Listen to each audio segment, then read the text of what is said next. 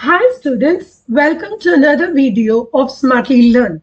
In this video, let's see some quick tips for the lesson, pair of linear equations in two variables. So first, let's start with the standard form of a linear equation with two variables, which is ax plus by plus c is equal to 0.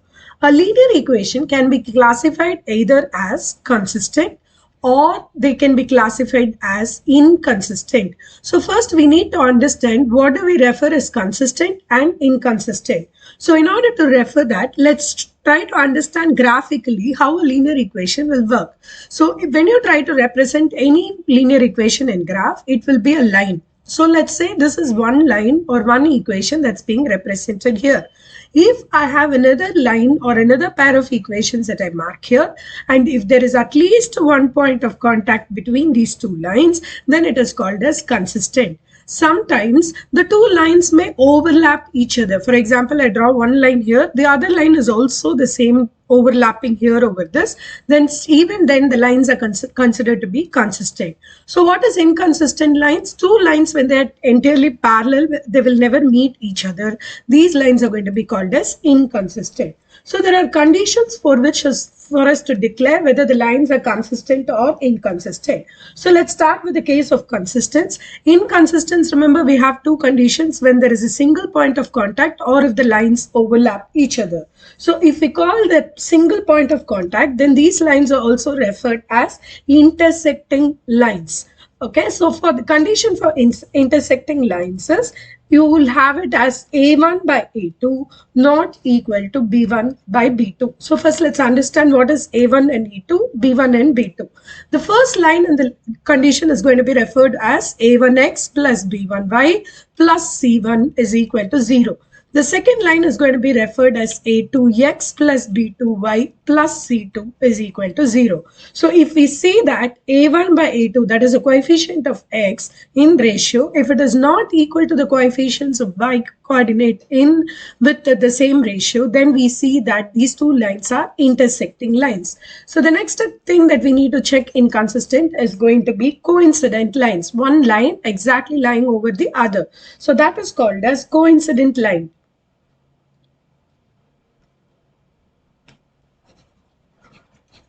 So the condition for coincident lines is A1 by A2 is equal to B1 by B2 is equal to C1 by C2. If all the three coefficients of these x and y along with the constants are going to be equal to each other, then these lines are going to be called as coincident lines. So now let's move on to the case of inconsistent line where the two lines are parallel. So for inconsistent line, the condition will be A1 by A2 is equal to B1 by B2. However, it is not equal to C1 by C2. So depending upon which of these conditions, you can declare whether a line is consistent or inconsistent, and under consistency we can specifically say whether the lines are intersecting. Now let's see how to solve different linear equations. See, the basic methods that you have is going to be substitution method, wherein you try to move one variable in form of the other. The next approach is called as elimination method, where we try to completely remove one of the two variables, reducing the expression into linear equation of one variable, after which we know how to solve it. The last approach is going to be cross multiplication, where in order to do elimination, we do other steps. So this includes trying to match out the values of any one of the coefficients, either of x and y, by cross multiplying their coefficients. So these are the basic approaches on how to solve the problems. Now let's take some specific cases. For example, 99x plus 101y is equal to 499, and 101x plus 99y is equal to 501. In such conditions, we will not be able to eliminate or substitute for solution, because this is going to take a lot of time when we try to do that.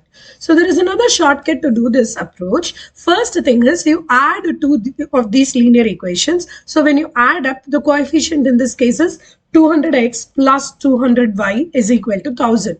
So I can divide the entire expression by 200. So x plus y is equal to 5. So when I add it, I got a new equation with the same variables. X plus y is equal to 5. Now once more we will do this time subtraction. So either from the top to the bottom equation or from the bottom to the top. So I prefer the second to the first because this time I will not get a negative value of x. So 101 minus 99 is 2x. This time it is minus 2y is equal to 2. I can divide everything by 2, so x minus y is equal to 1.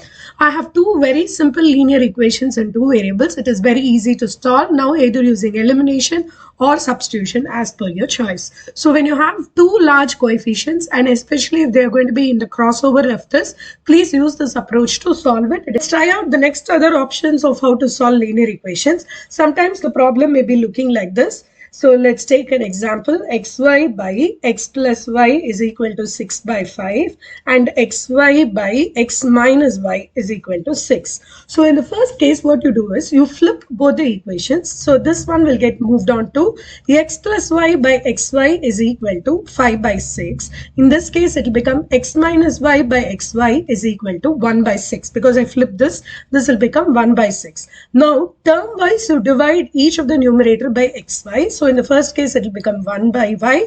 The second case, it will become 1 by x is equal to 5 by 6. In the first case here, it is 1 by y minus 1 by x is equal to 1 by 6.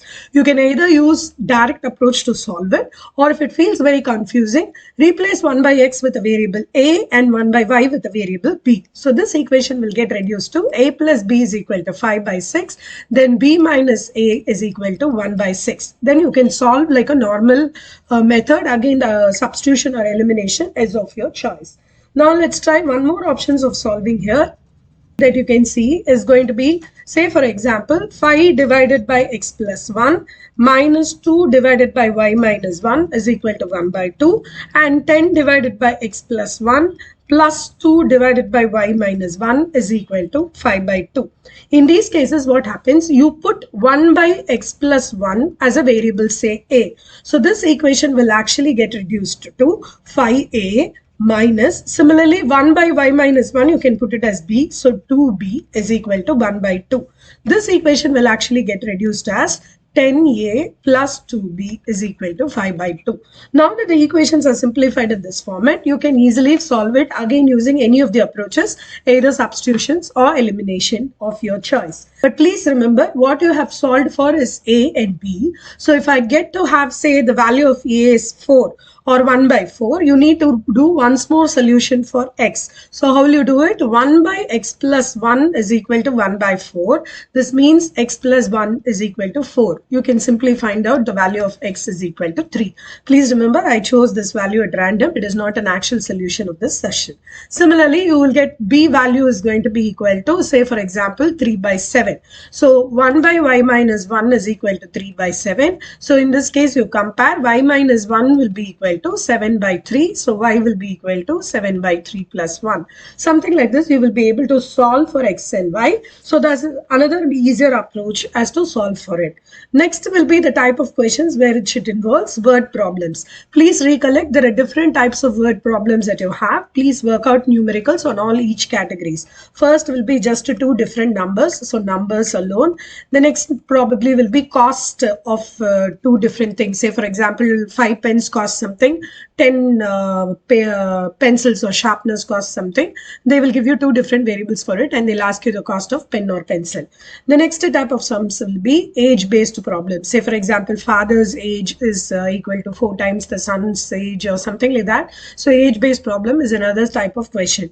The next is digit reversal. So in digit reversal, you need to remember. So the most important point is if I write a 2-digit number xy, it actually means the value of that 2-digit number is 10x plus y. Remember our place value system, y will take the value of 1 unit, whereas a 10x will have the value of 10 units. So if I say a number is say 36, the value of this number is not 3 plus 6, it is 30 plus 6. However, the sum of the digits, if I refer it like that, then it is going to be 3 plus 6. Use this discrimination to form the linear equation, after which you can do a solution.